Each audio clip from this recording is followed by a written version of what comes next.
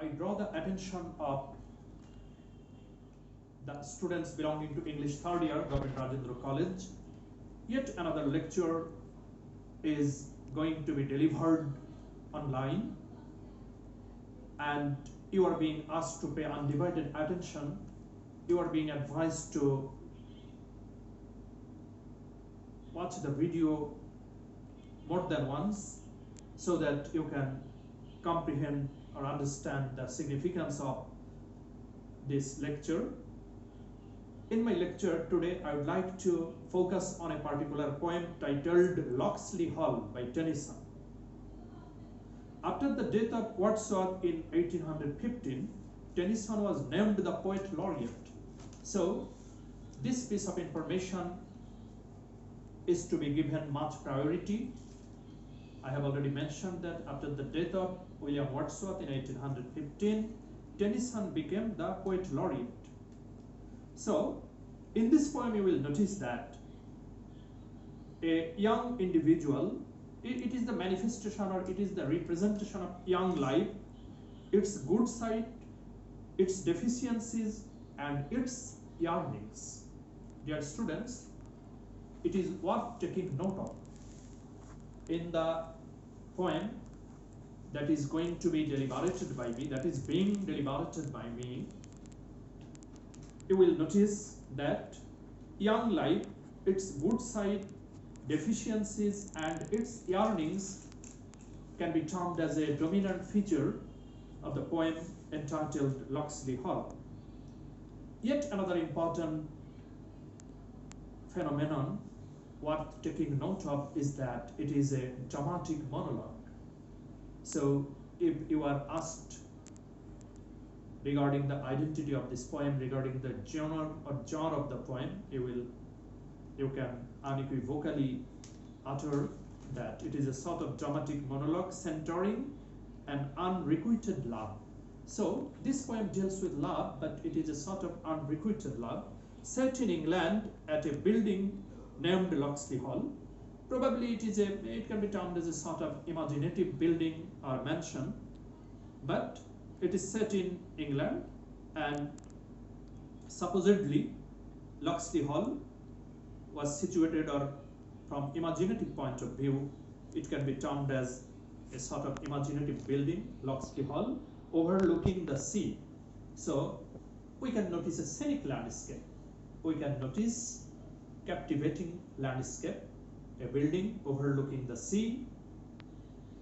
And in the course of your reading, you will notice that a young suitor whose beloved Amy lives in. So the suitor is greatly saddened in having lost his beloved Amy, and Amy gets married to a boorish man of suitable financial means. It is not Amy who is entirely responsible, but if you will get the hint that Annie's parents are in favor of marrying up Amy with a person of ample means, with a well-off person or a well-to-do person, that is a person who is financially sound, financially well-off. But the central figure, the young individual or the suitor, he is not financially well-off. He suffers from financial hardship. It has not been explicitly mentioned, but from your reading it will become clear to some extent. And the very reason of forsaking this individual and marrying another affluential person indicate that this may be the reason, that is financial deficiency or financial hardship or financial pecuniary hardship might be the dominant cause or the main reason behind his becoming a person who is undergoing the trauma, undergoing the agony of unrequited love. Amy's parents were opposed to the view of her marriage with the suitor. They have been we can notice if you go through the theme, if you think over the theme of this poem, you will notice that the theme is the bitterness of unrequited love. The suitor can recall the happy times at Locksley Hall with Amy. When she left him, he became extremely bitter and angry.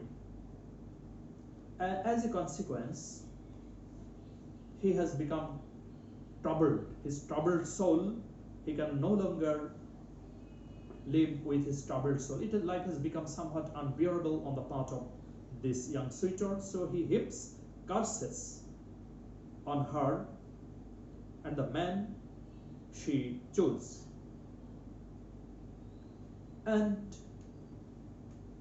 towards the end of the poem, you will notice a very pathetic or a sort of manifestation of agonized soul. So we notice that it is being desired by the suitor that a strong, he ends the poem, the speaker ends the poem, where we notice that a storm destroys Locksley Hall, and the suitor berates his beloved Amy for not true love. Locksley Hall is it is to be mentioned here that Locksley Hall is a sort of imaginary mansion, and the scenes around suggest Lincolnshire coast. The scenes suggest Lincolnshire coast. The status and wealth are the principal consideration of victory. Another noticeable phenomenon is that the poet has delineated Victorian society, and he probably noticed in Victorian society that sometimes the person is judged by his financial capability to some extent by some people. So the status and wealth has become the principal consideration in this poem. From your reading of this particular poem, I think that you will be able to understand that due to the adverse impact of social stratification, a person is being ill-treated, and his true love towards his beloved is being utterly overlooked because of his financial hardship. He is not on a vantage ground to attract his suitor Amy, and subsequently he had to pay heavy price. He suffers from deprivation. He suffers from the agony of unrequited love, and as a